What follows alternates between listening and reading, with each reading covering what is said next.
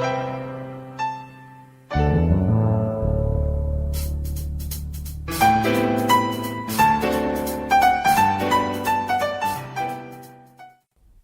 new semester. University junior Judy Dubois runs into freshman Lee Parker in the campus bookstore. Getting some shopping done, Lee? Oh, Judy, hi. Today's more like window shopping. What do you mean? I can't seem to decide on which courses to take. So you're here to take a look at the textbooks? You got it. You know, when I read the course descriptions, I feel like a kid in a candy store. You'll end up filling all your time slots. Exactly. Then I wouldn't have any time left for my film shoots. I wish I had your problem. Being a pre-med, my curriculum's already decided for me. But I thought you completed the required courses in your sophomore year. I did, but I still have the core courses for biology. That's what those telephone directories are for, huh? Yeah, reading and memorizing, and after that, more reading and memorizing. Be glad you're a humanities major. Weren't you thinking of taking a leave of absence this semester, Judy? I gave it some serious thought, and I realized if I got into the real world, I'd never return to school. You might be right. I'll take it a step at a time. I'll get my bachelor's, then think about med school and residency. Gosh, even 4 years in undergraduate school seems like ages to me. Oh, there's Miguel. Hey, graduate student, we're over here. Just the two people I wanted to see. What's that book? American Journalism. Is that what you're studying this term? It's what I'm teaching. Really? The university's that desperate for professors? Desperate for teaching assistants, mind you. My advisor informed me of my appointment the day before yesterday. Congratulations. Thanks. Oh, and did I tell you? I'm planning to live alone. That's news. Tell us more over coffee. My treat. First day in a new position. Lee's fixing a special dinner for her mother when Judy arrives. These croissants look divine, Judy. Where did you find them? My former landlady owns and manages a bakery. She runs a bakery and an apartment house? Katie Min is quite an entrepreneur. She was penniless when she came from Vietnam 25 years ago. You know, my mom's a self-made person like that, too. In what respect is she self-made? Well, after Dad passed away, she went right out and got a job. And she's worked her way up the corporate ladder. And we're here to celebrate her latest promotion. Would you see what my kid brother's doing right now? Looks like he's watching a kung fu movie. As usual. Jason, I thought I told you to have the table set before Mom got home. Anything you say, Sergeant. Hustle, boy. You'd think one day out of the year he'd do his chores without being told. It's just a developmental stage, Lee.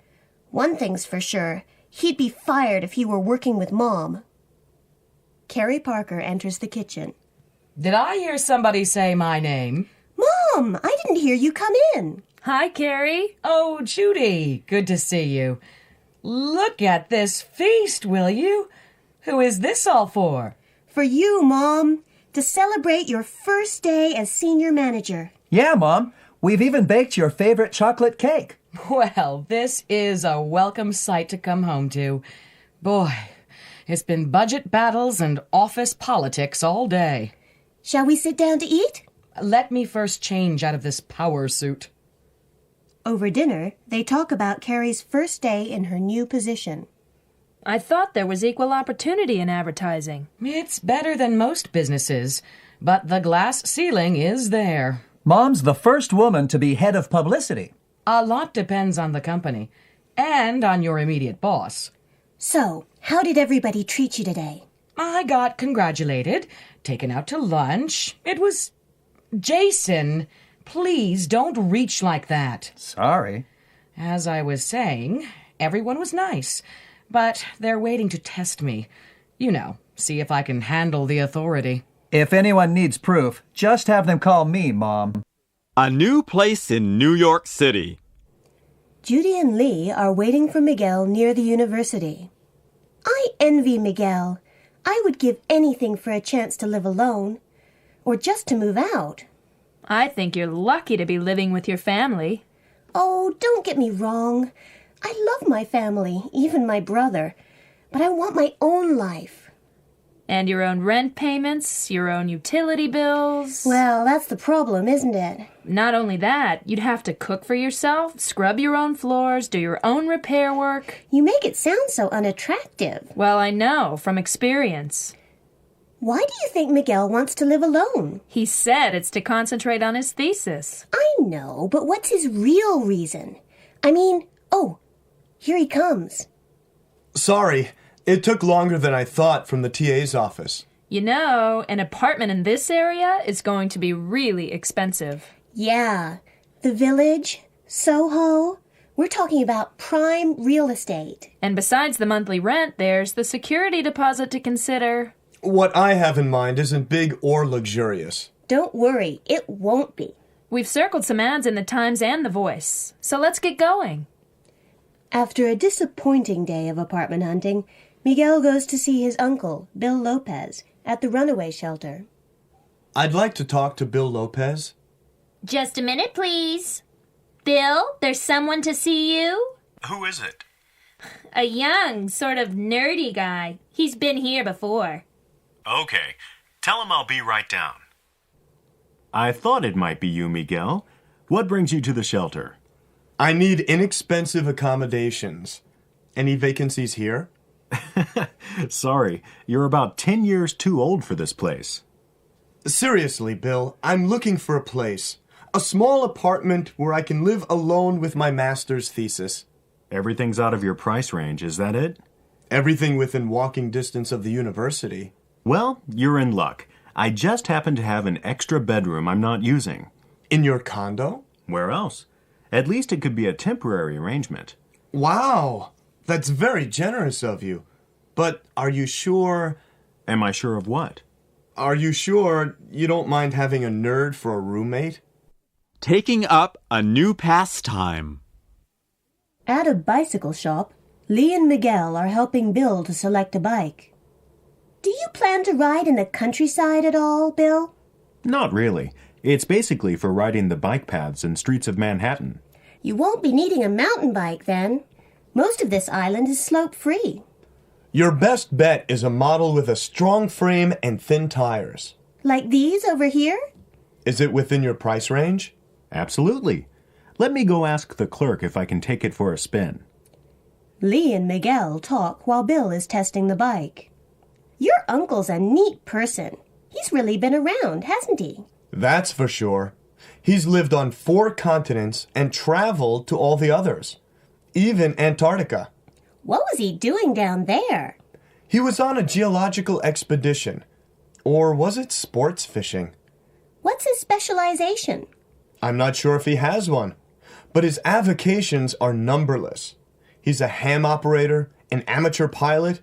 He even speaks several languages. And now that he's semi-retired, he does volunteer work. Yes. He says it gives him more satisfaction than anything he's ever done. Oh, look! Roller skates on sale. Roller skates? For Bill? No, for me. I can get to my classes faster and get in some exercise at the same time. A 4-wheeled teaching assistant. Sounds dangerous to me. It comes equipped with knee and wrist pads. And don't forget the helmet. I've been thinking of taking up skating for the longest time. Promise me one thing then. Sure. What is it? Get some coaching from my little brother, Jason. He's a whiz on wheels. After Bill returns from his spin. How did it ride, Bill? Smooth and stable. It has everything you could want in a bike. So, are you going to get it? Well, I'm not sure. I never noticed how unruly New York's traffic is. It's much worse than in Europe. You just have to watch out for those wild bike messengers. Cycling's such a great outdoor activity. You could ride near your house or in parks, Bill. I guess you're right. Okay, I'll get it on one condition. What's that? Miguel rides it the 80 blocks home. We'll take the subway. Well, Jeff, thinking about something new has always been exciting for me, but a little scary as well. Really, Marcia? What are you scared about? Usually about failing to make a good impression on others.